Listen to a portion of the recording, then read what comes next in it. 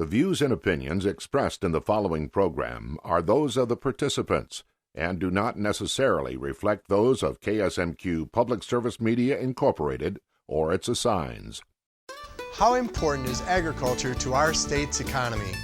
On today's Farm Connections, we get the answer. First, we'll visit with the Assistant Commissioner of the Minnesota Department of Agriculture, who describes the role of farming in our economy. Then we'll travel to a community where business leaders give a big thank you to area farmers for all they do. Stay tuned for some ag appreciation on this Farm Connections.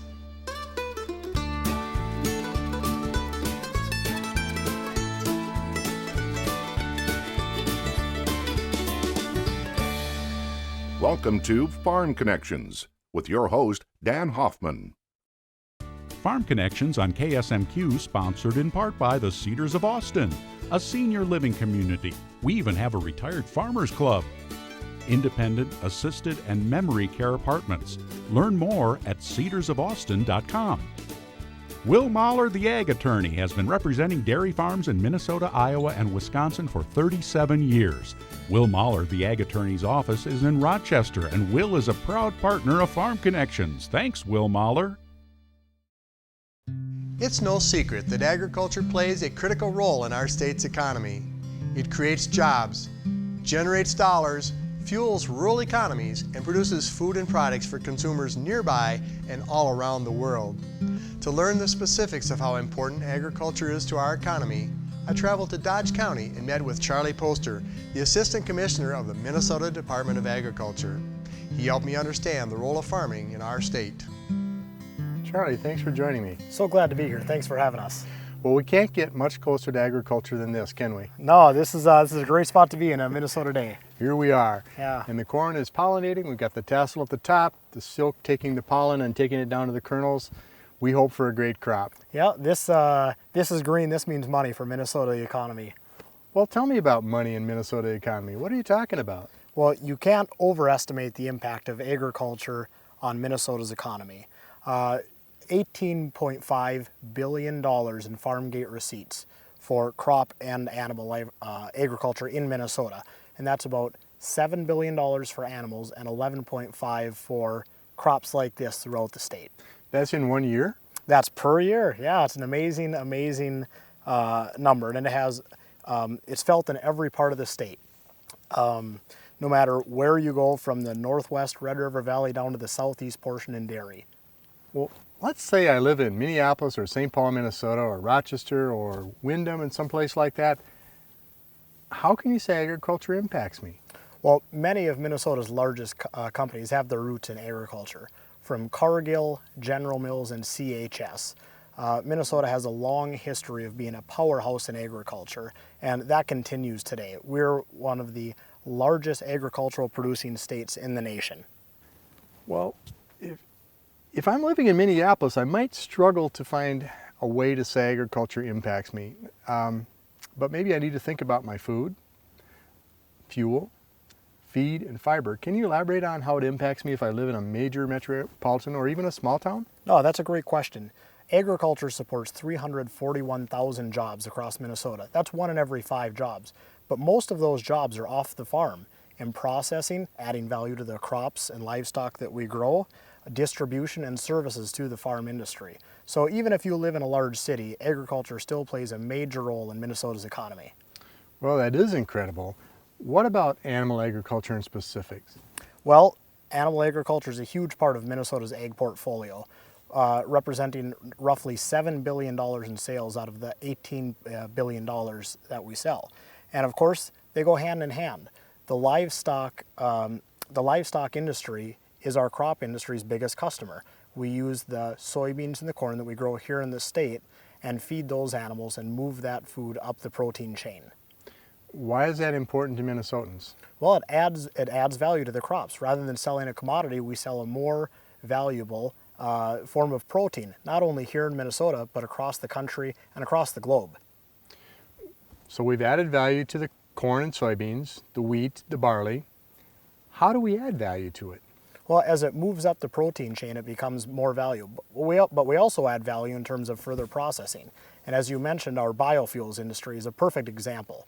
Minnesota has 21 ethanol plants producing over 1 billion gallons of ethanol, and 3 biodiesel plants, which also add value to the crops that we grow here. Well, those are some impressive numbers, Charlie. What is your job really at the Minnesota Department of Ag? What do you do there? Well, I'm extremely blessed. I get to be a cheerleader for Minnesota agriculture throughout our state and really countrywide, nationwide, and throughout the globe. We try and make sure that Minnesota farmers are supported at the Capitol, but also work to introduce the safe, affordable food that we grow here throughout the country and throughout the world.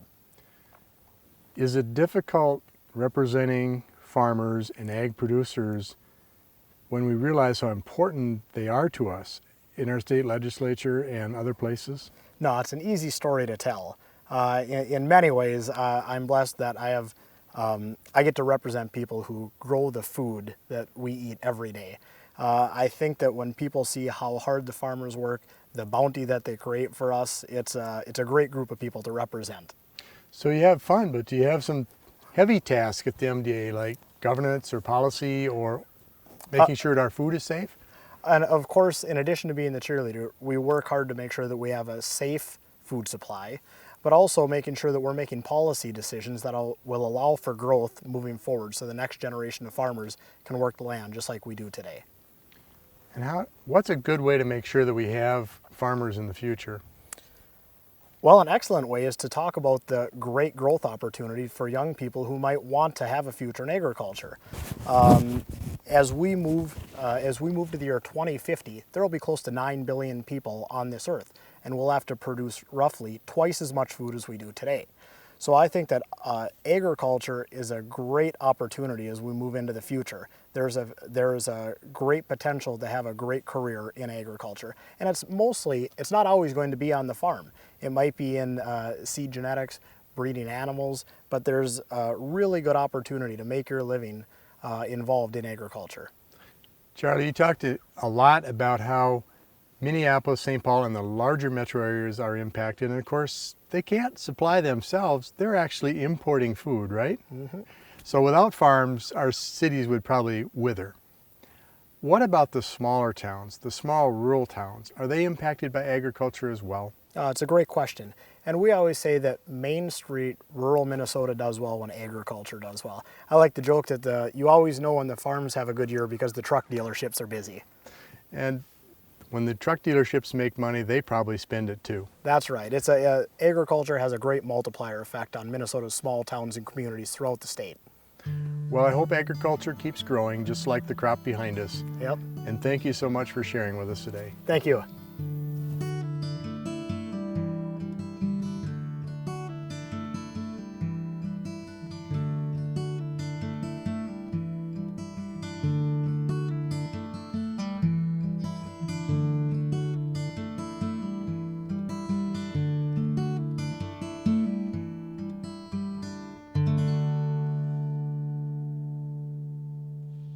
If there's one community that demonstrates the power of agriculture in its economy, it is Austin, Minnesota. For generations, Austin has been one of our nation's leading providers of pork and meat products. And it's a center for the country's pork industry, being the site of the National Barrel Show, the annual World Series for champion pork producers.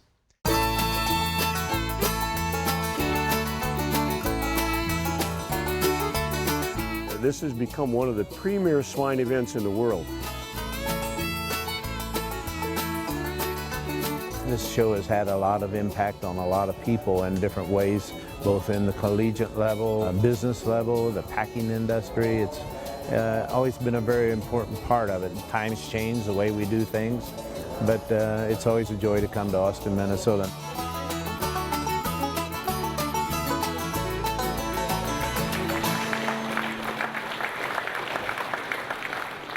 The National Barrel Show, first and foremost, has a tremendously long tradition in agriculture. And so I think it's important because it brings a lot of swine industry people together. I know it's a hog show, but it's also an educational event. And it's an opportunity for a lot of people industry-wise to come together at one event. Well, this show gives an opportunity for breeders to bring their animals together, compare, and exchange ideas. The main thing is to get an opportunity to exchange ideas, look at ways to blend genetics together to improve the breeds and to benefit the whole pork industry and, of course, eventually the consumer.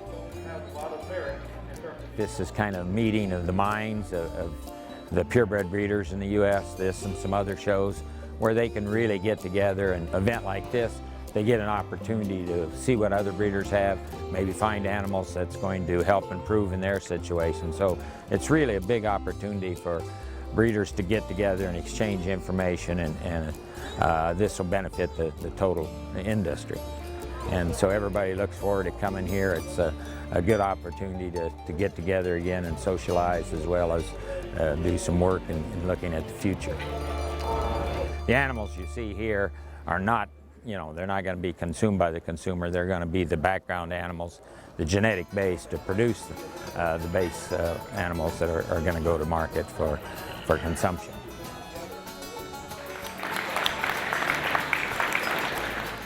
You get people from all over the United States, so you get to see the best of the best.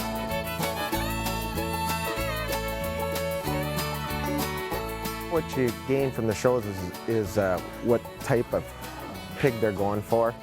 Like right now they're going with the heavy bone, wide sprung, deep rib pigs. So you want to try to accommodate what they're going for.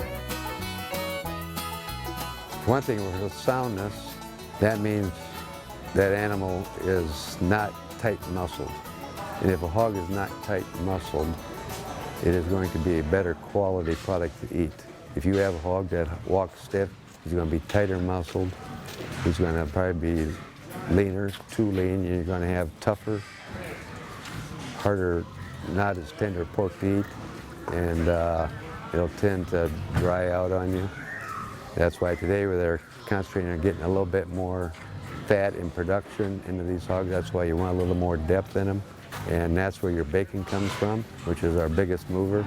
Seventh place with a score of 28-59. One of the primary things at this event that stands out to me is we have a national swine judging contest here that attracts some 20 junior college teams, and I think this time 32 senior college judging teams. It's all about leadership development and growth within the agriculture community for these young people. So it gives those young people an opportunity to be exposed at the highest level of education and interaction in the swine industry. The score 29-74, Western Illinois University. There are so many opportunities for young people today within the swine industry that I think this event allows an opportunity to bring those young people together and help them to be the researchers and the geneticists and the PhDs of the future. We need more educational efforts put forth with the consumer that's buying our product, and so anything that we can do, all of us together in agriculture, to let the consumer know who we are, how we operate, what kind of people we are, and that we do have their interest at heart, and we do want to produce the cheapest, healthiest, best food available. Just eat all the pork you can, because you can't get nothing better eating pork.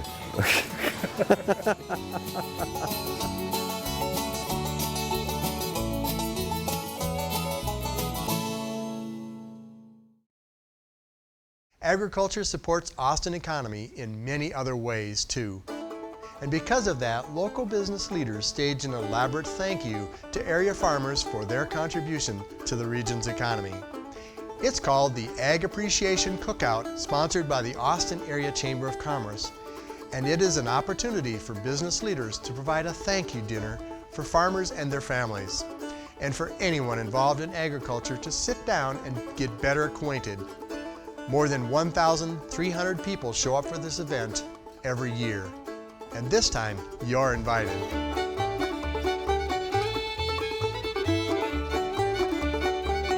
Thanks for joining us. Sandy, what's happening in there? Yeah, it's the Chamber's Ag Appreciation Summer Cookout, our 28th annual event. Why do you do this, Paul? You know, we just want to celebrate agriculture here in Mower County. And this is the best way to say thanks to producers and to connect people here in the community with those that are out there producing food. Well, you must be doing a good job. People are leaving with smiles and full tummies. Well, you certainly would want to do that after you eat that pork chop. It's as big as you're going to find. And good quality. Absolutely. Daryl, what was your job here today? I'm the chairman of the group and stuff there, and basically trying to help coordinate things and helping getting sponsors lined up and stuff there. So, and just the intricate part of the program. So it's a lot more than just today.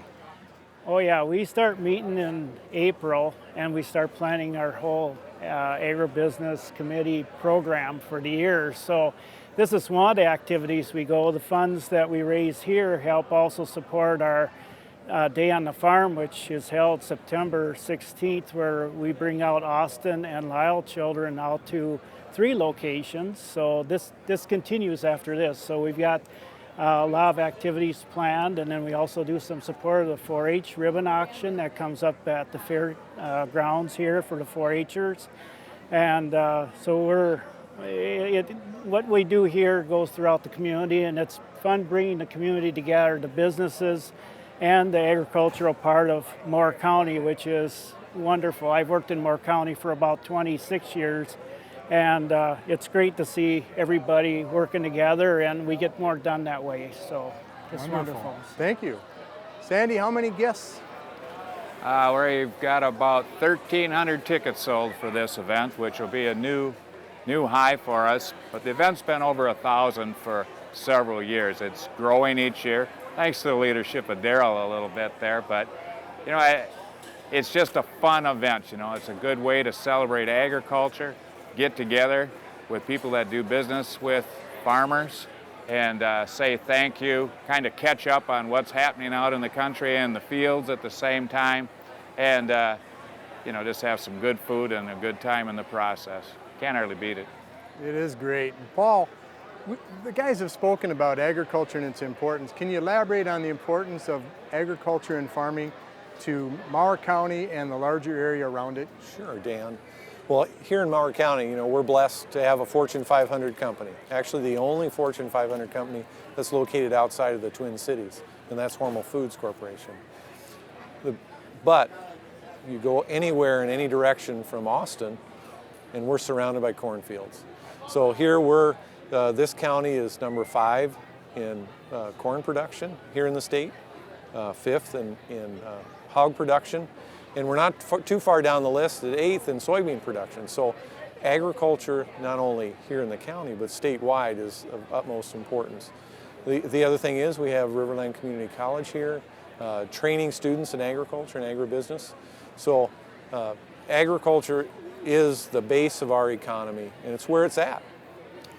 Well, you have a lot of facts and figures. What do you do for your day job? Well, I happen to be an ag banker, and but I started as a vocational agriculture instructor. So teaching people about agriculture and being involved in this industry for my entire lifetime, is near and dear to my heart.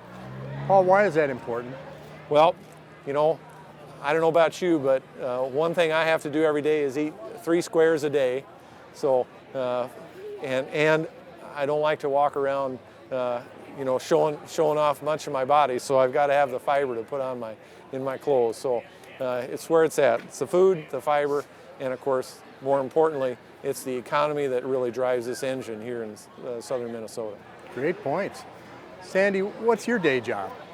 I work at the Austin Area Chamber of Commerce. I work with all these folks. They are our members. And we have several committees. The Agribusiness Committee is one of them. And its focus is on agriculture and recognizing the important link between the business community and agriculture. And I got to say that there's not much turnover on this committee. It's growing every year in numbers. We've got a record number of volunteers here tonight as well. We've partnered with the FFA, the 4-H, the Dairy Association. So we've got a lot of help on hand, and as it turns out, we needed it today. Daryl, are you involved in agriculture during the day as well? Yep, I work for Farm Bureau Financial Services. I've been there for 26 years, so I do a lot of farm insurance. We do a lot of risk management things for crop insurance and that type of thing. So our spring's been very busy and stuff there. So this is a first year I think we've ever seen anything happen like what we've seen, but it's there's things in place that'll make things go to next year. So it's so that's why I do basically Monday through Friday and Saturday and Sunday, and it goes on all week. So thank you. Sandy, what's the main goal of this activity? Well, the main goal of it is to say thank you. You know, I don't think people say thank you enough in this day and age, whether it's to business or your neighbor or whatever, but certainly we owe farmers and producers a big thank you here in Austin and Mower County and really throughout the country. They work very hard, they invest a lot of time and energy and do it very well. So we're very appreciative of their efforts. They feed us throughout the year. We thought we'd feed them one night. Thank you, Sandy. And Paul, what's the highlight of this event for you? For me, really bringing some of my clients that I work with throughout the year and buying them supper tonight. And they enjoy that and interacting with the others. Just always a fun night. And we can always count on one thing. It's typically going to be one of the warmest summer nights. Yeah. and it holds true tonight. Well, it's fun to see the fellowship. It's fun to see the smiles. And thank you all three for saying thank you to our farmers. Daryl, thanks for being on TV also. Thank you, Paul. Yeah, thanks for joining us. Sandy. I couldn't resist going behind the scenes at Austin's Ag Appreciation Cookout to meet the people who make this event a reality. I caught up with the crew who prepared the event's delicious pork chops and with a farm family that involves 3 generations of farmers working together on their farm.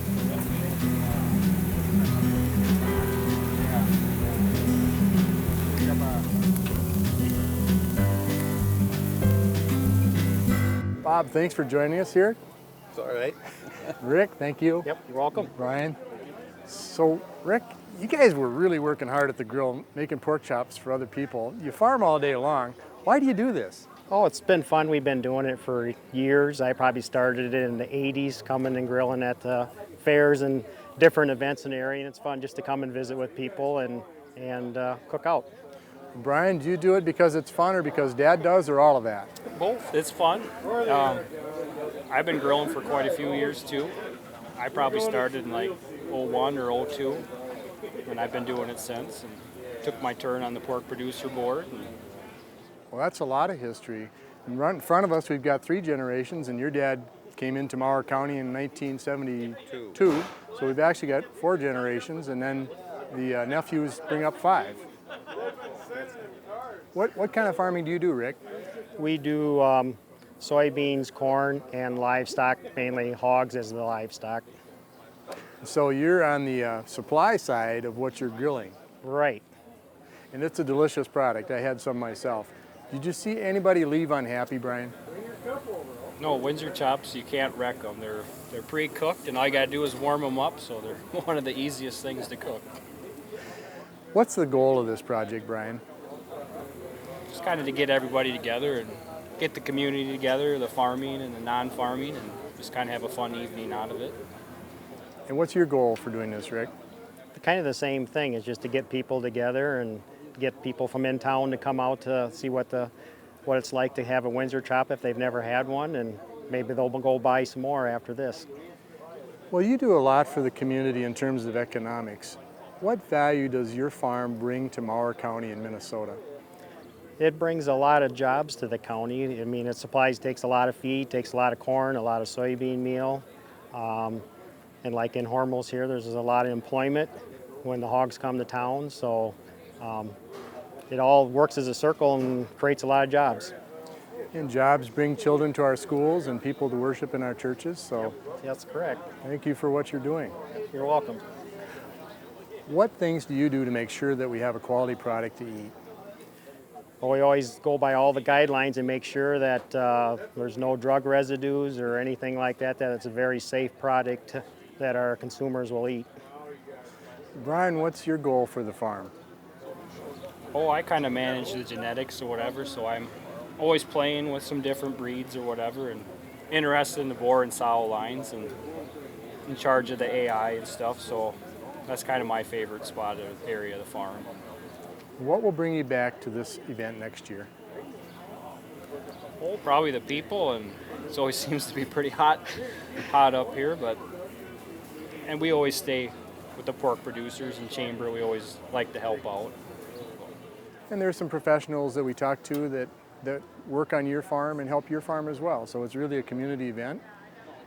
Rick, what'll bring you back next year? It's been year after year, and it'll be just a phone call, say, hey, do you need help up here at the fair? And like they called today, and we said, sure, we'll come in tonight and help out. And we've been doing it for years, so we're just kind of used to it and enjoy it. So all day long you worked on your farm, and then you came and did the second and third shift here tonight. That's correct. You're awesome. Thank all three of you. I really appreciate it. Thanks, Brian. Yep. Thanks, Rick. Dan. Thank you, Bob. You're welcome. The importance of agriculture can't be emphasized enough. It's the bedrock of our economy, and it affects every consumer around the world. We hope you enjoyed our Ag Appreciation episode and that you'll come back for more next time on Farm Connections.